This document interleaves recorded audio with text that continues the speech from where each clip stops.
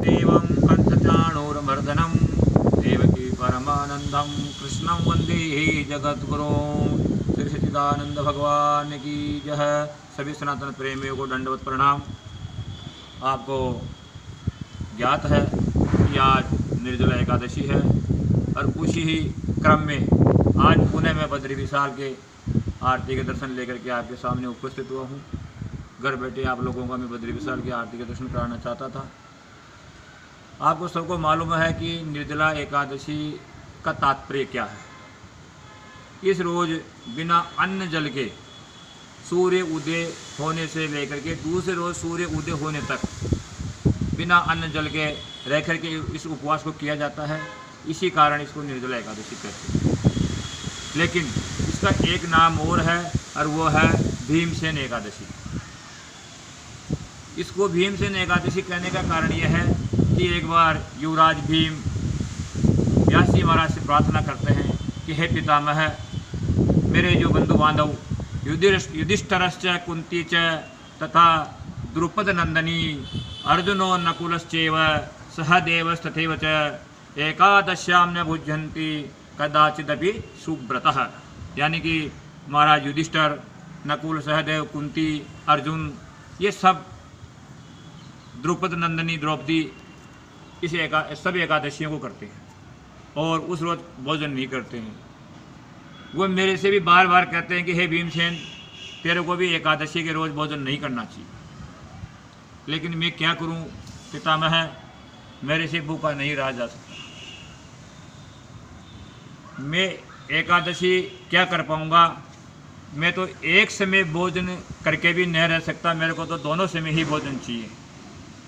तो मैं आपसे प्रार्थना करना चाहता हूँ कि आप कोई मेरे को ऐसा सुगम और सरल उपाय बताएं ताकि मैं इस एकादशियों के बराबर ही पुण्य कमा सकूं या स्वर्गागामी बन सकूं।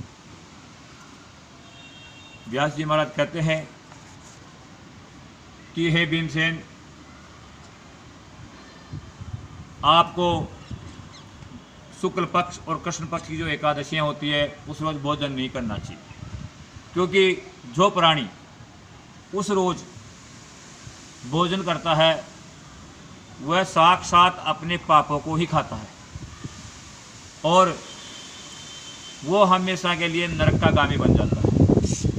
अगर आपको स्वर्ग में थोड़ा सा भी मोह शेष बचा है और नरक से आपको डर लगता है तो आपको एकादशी का व्रत उपवास अवश्य करना चाहिए।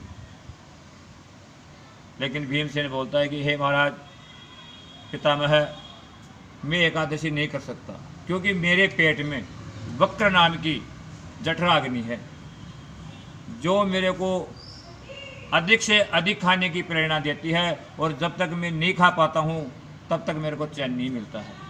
तो आप मेरे को एकादशी की जगह कोई सुगम भगवान की उपासना, पूजा, यज्ञ अनुष्ठान आदि कोई कर्म ऐसा बताए जिसके द्वारा मैं स्वर्ग का गामी बनूं और नरक से बच सकूं।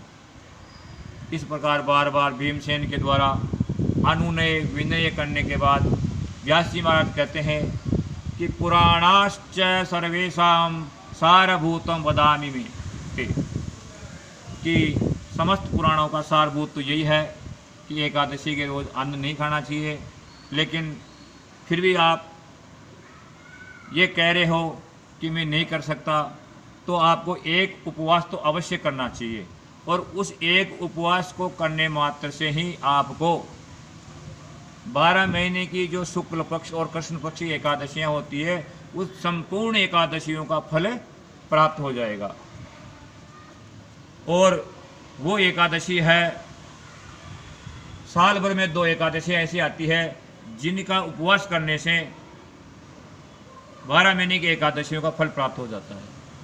और वो एकादशियाँ है वर्ष की संक्रांति के अंदर शुक्ल पक्ष की एकादशी और मकर की संक्रांति के अंदर शुक्ल पक्ष की एकादशी।